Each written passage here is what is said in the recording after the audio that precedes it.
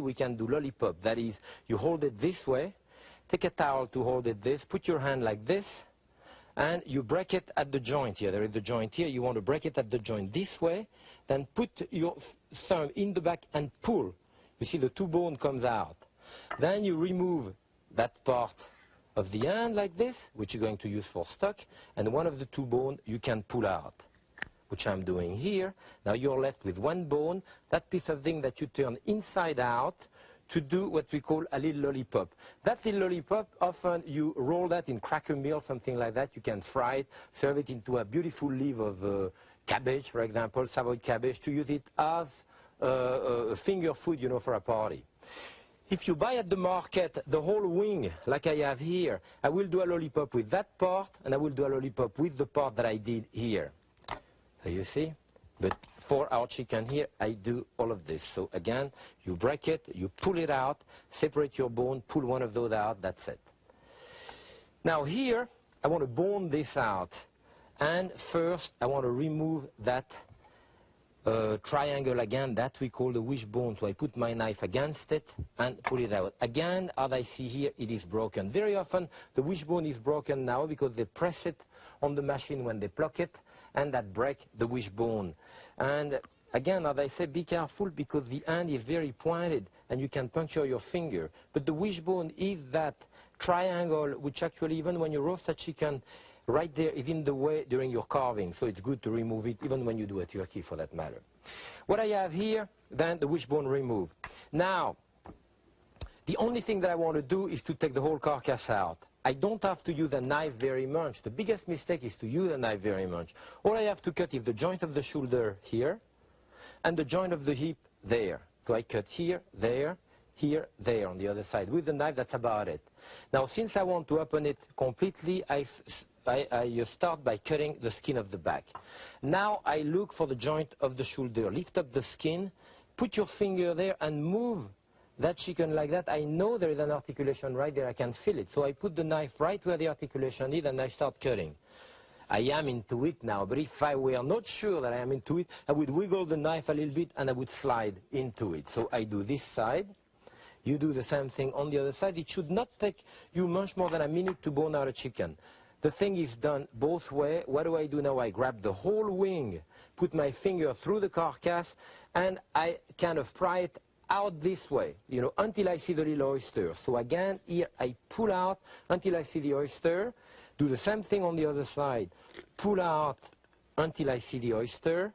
Now what do I have? The front of the chicken. Don't worry about the fillet, we'll remove them later. Put your two fingers on each side of the sternum and you pull down this way until the whole front of the carcass is clean. Put it down again. Now you grab your chicken by the leg here. Again, you cut that little oyster this way. Bring the knee higher so you can crack it open. Cut through the sinew, pull out. Same thing on the other side. Cut the oyster, break it, and pull out. What do I have now? I have the chicken, basically the whole carcass, bone out, as you can see now. The whole carcass is removed, and here is the carcass. And what do I have here? The two fillets. I run my finger along the fillet here. Again, no use of the knife, as you can see. You know, my finger, that's it, along the bone, removing again that fillet. I have the whole carcass here. What I have cut is the joint here and there, here and there. That corresponds, that's for stock of course, that corresponds to those four bones. This is the place where it's being held, that's it. Now, if I want to use the fillet here that I want to use, there is that long sinew into the fillet that I want to remove. What you do, you hold, I don't know if you can see here, the end of that sinew, you hold it with a towel, put your knife flat, and what you're going to do is just to scrape it, you see. I scrape it, and now I have that old sinew which was inside the fillet. Then the fillet goes back into shape, more or less. This is done. You do, of course, the same thing with the fillet from a turkey or something like this. And again, we have it here. Okay, we put that on the side.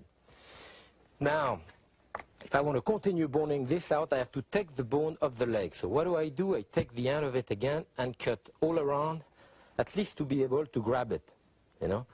But I don't cut much. I won't use much knife. I use the side of the knife. Now, you can hear it. I'm scraping the bone. That's all you do. Scraping the bone. So I scrape the bone here until I am at the articulation of the knee. Now, I could cut the articulation of the knee, but it will be hard after to go on. So what I do, on the contrary, now I cut all around the articulation. You know, going with your knife like that, you go all around, and now that I have passed the articulation, then I start scraping again.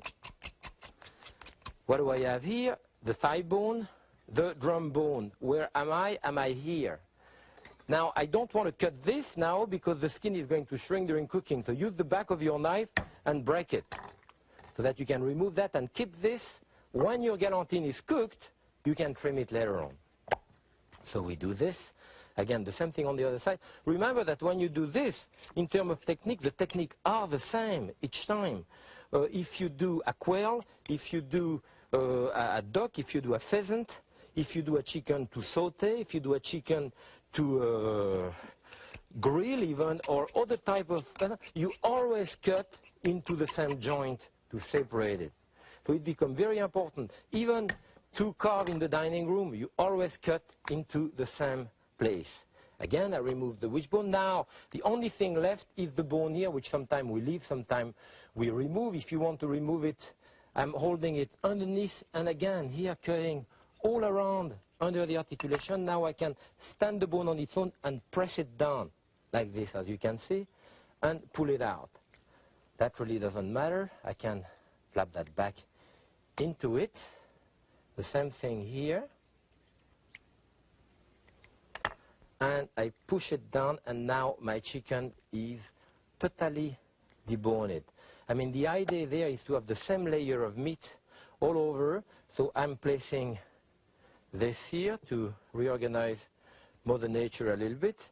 If you want to have some there, you can lift up a little bit of the breast here. The idea, as I said, to have one layer of skin, one layer of meat, which you can then stuff. What we want to do here is put a little bit of salt and freshly ground pepper. And there I have a stuffing of, very simple stuffing of spinach and puree of mushroom.